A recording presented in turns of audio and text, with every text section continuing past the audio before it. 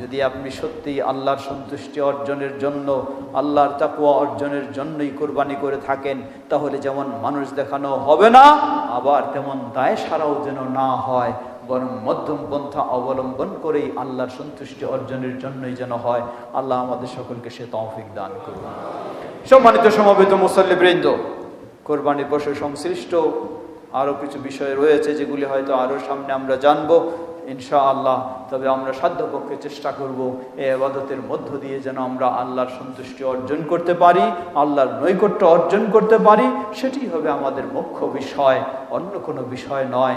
আমরা সেই বিষয়কে যেন প্রাধান্য দিয়ে এগিয়ে চলতে পারি। আল্লাহ আমাদের সবাইকে সে তৌফিক দান করুন। কোরবানির পশুর গোশতের বিষয়, এটি নিয়েও অনেক সময় কথা আসে। এটি 3 ভাগ করার জন্য চিন্তা হয়। বিশেষ করে আমাদের ঢাকা শহরের মানুষদের কিছু কালচার রয়েছে।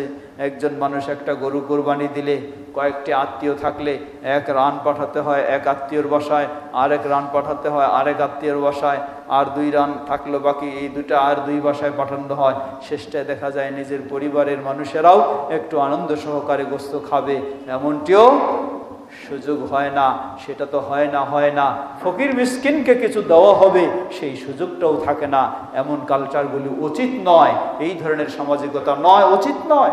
আপনি অবশ্যই আপনার আত্মীয় বা প্রতিবেশীকে দেবেন, এর অর্থ এই নয় যে এমনভাবে দিয়ে দিবেন ফকির মিসকিনকে দেওয়ার মতো আর কিছু নেই, বা নিজের পরিবারের মানুষেরা ঈদের গোশত একটু আনন্দ সহকারে খাবে, এমনটিও সুযোগ হলো না। এমন সীমালঙ্ঘনও উচিত নয়। অতএব এটিকে যেমন পাল্লা দিয়ে মাপ করে 3 ভাগ করতেই হবে এমনটাও নির্দেশ নয়। আবার ইচ্ছা মতো আপনি বন্টন করবেন বা ইচ্ছা মতো আপনি এটাকে দেবেন কাউকে, তেমনটাও উচিত নয়। সাধ্য অনুযায়ী সেটিকে নিজে খাবেন, পরিবারের মানুষেরা খাবেন, প্রতিবেশীদের খাওয়াবেন এবং ফকির মিসকিন দরিদ্র যারা তাদেরকে খাওয়াবেন, সে বিষয়টি খেয়াল রাখা উচিত। বরং যদি এমনটি হয় আপনি সবসময় নিয়মিত গোশত খেয়ে থাকেন, এই কোরবানির গোশত আপনি বেশি দরিদ্রদের মাঝে বিলিয়ে দেবেন, যার ফলে বেশি সওয়াব লাভ করবেন, আলহামদুলিল্লাহ, সেটি উত্তম। আবার যদি কোনো দরিদ্র অসচ্ছল পরিবার হয়, তেমন গোশত খাওয়ার তাদের সুযোগ হয় না, পরিবারের সদস্য বেশি হয়ে গেছে, তাই এই কোরবানির অংশ থেকে নিজেই বেশি একটু পরিবারের মানুষেরা খেলো, আর কিছু অংশ দরিদ্র বা মিসকিনদেরও দিল, আলহামদুলিল্লাহ, তাতেও কোনো অসুবিধা নেই।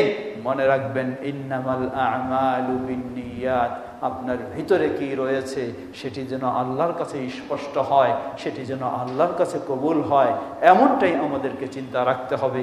সেই সাথে স্মরণ করে দিতে চাই, আমাদের প্রিয় মাদ্রাসাতুল হাদিস, সেখানে নিয়মিত যেমনইভাবে কোরবানির সময় কোরবানির গোশত ছাত্রদের জন্য অনুরূপভাবে কোরবানির চামড়া দিয়ে থাকেন, সে বিষয়টি আপনারা অবশ্যই যথাযথ মনে রাখবেন এবং সেভাবেই ভূমিকা রাখার চেষ্টা করবেন।